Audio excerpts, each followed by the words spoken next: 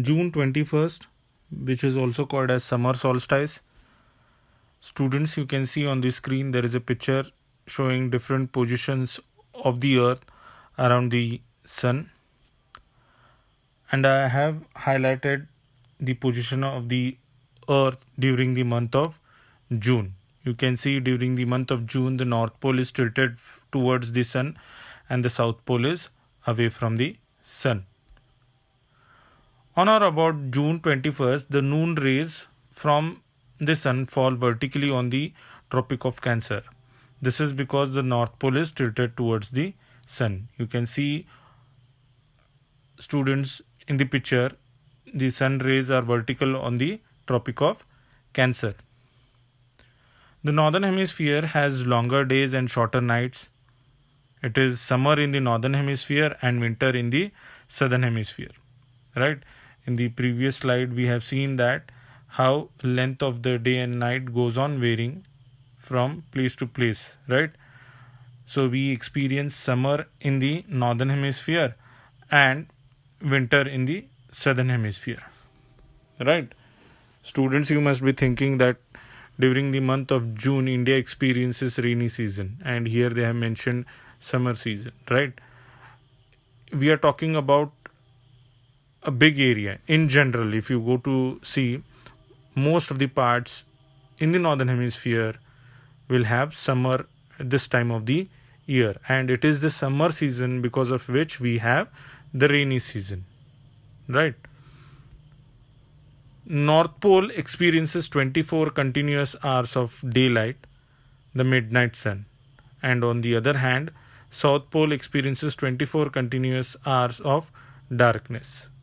So this is what we experience during the summer solstice. Then we have December 22nd, winter solstice. Now what happens during this time of the year?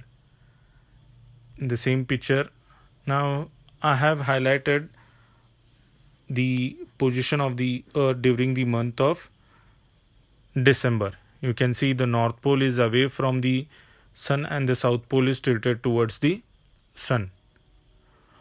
On or about December 22nd, the rays of the sun fall vertically on the Tropic of Capricorn. That is because of the south pole is inclined towards the sun, right? The days are longer and nights are shorter in the southern hemisphere. It is summer in the southern hemisphere and winter in the northern hemisphere. So this is exactly opposite to the June or the summer solstice.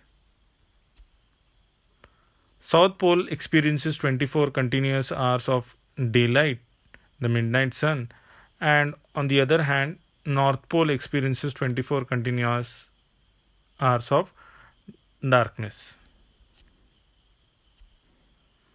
March 21st, that is spring equinox. Again the same picture. You can see I have highlighted the position during the month of March.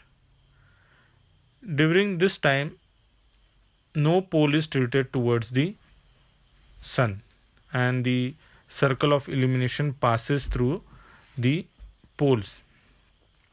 The moment of vernal equinox or March equinox occurs on March 20 or 21st. The rays of the sun fall vertically at the equator. At that time, the circle of illumination passes through both the poles.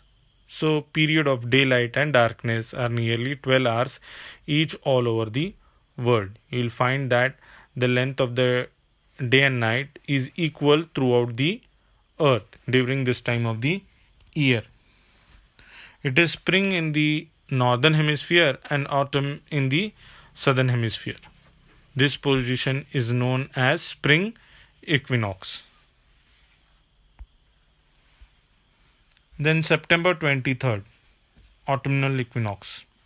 Again the same picture, and I have highlighted the position of the earth during the month of September. Again here also you will find no pole is tilted towards the sun. Again the circle of illumination passes through both the poles. the rays of the sun fall vertically at the equator, all parts on the globe experiences nearly 12 hours day and 12 hours night. And we have the autumn in the northern hemisphere and spring in the southern hemisphere.